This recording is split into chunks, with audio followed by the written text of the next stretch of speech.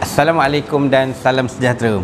Bertemu kita lagi pada hari ini dalam perbincangan khas berkenaan dengan subtopik KSSM. Jadi seperti yang anda semua tahu, kita membincangkan berkenaan dengan tingkatan 1 hingga tingkatan 4 KSSM. Harapan kami semoga penonton-penonton semua tertarik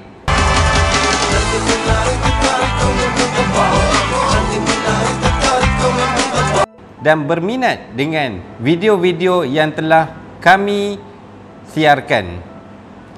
Baik pelajar-pelajar, pada hari ini kita akan membincangkan berkenaan dengan bab 6. Sikit dah hari ini cikgu nak sebut. Kalau banyak-banyak pun ialah sejarah. Bukan semua orang suka. Kalau dengar lama-lama mengantuk. Mengantuk. Nak tidur mana?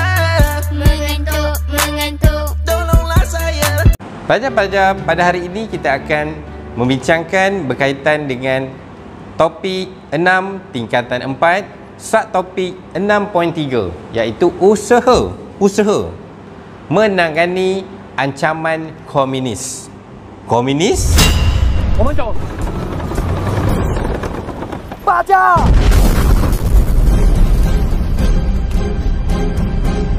Dalam topik yang sebelum ni ada membincangkan berkenaan dengan apa yang komunis buat. Ya, apa yang komunis buat di tanah Melayu pada waktu itu, kekejaman yang mereka telah buat.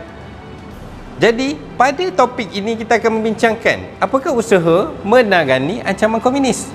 Bagi menangani ancaman komunis, beberapa usaha telah diambil seperti penguatkuasaan undang-undang darurat. Huru hara, porak-poranda, tanah Melayu dalam keadaan darurat. Pengganas komunis dari sarangnya di hutan menikam perusahaan-perusahaan penting, mengugut buruh, menghancurkan kilang dan mesin, merosakkan perhubungan dan membunuh mereka yang enggan tunduk. Pemerkasaan pasukan keselamatan, pengenalan pendaftaran kebangsaan, rancangan bridge, tawaran pengampunan, kempen bulan rakyat melawan penjahat, perintah berkurung, perang saraf dan rundingan baling. Banyak usaha yang British buat pada waktu itu untuk menangani ancaman komunis. Baik, yang pertama, apa yang British buat? Yang pertama, mereka menguatkuasakan undang-undang darurat. Bagi menguatkuasakan undang-undang darurat, British telah mengambil pelbagai tindakan. Antaranya termasuklah seperti yang berikut. Yang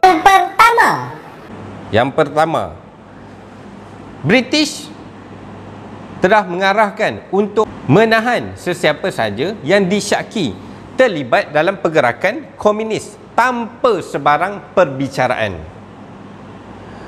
Yang kedua, dengan mengenakan hukuman berat kepada sesiapa saja yang membantu komunis. Baik, yang seterusnya, British juga telah mengetatkan undang-undang senjata api dengan mengenakan hukuman mati terhadap mereka yang membawa senjata api dan bahan letupan. Sudah berapa pelajar-pelajar?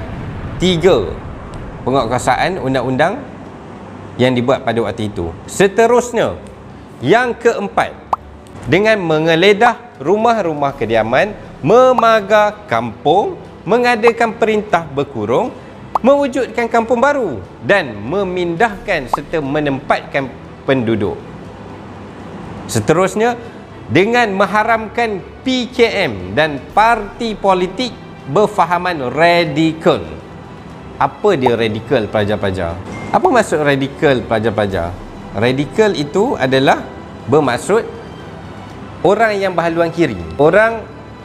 Orang ataupun pertubuhan yang melawan British pada waktu itu. Antaranya termasuklah Awas.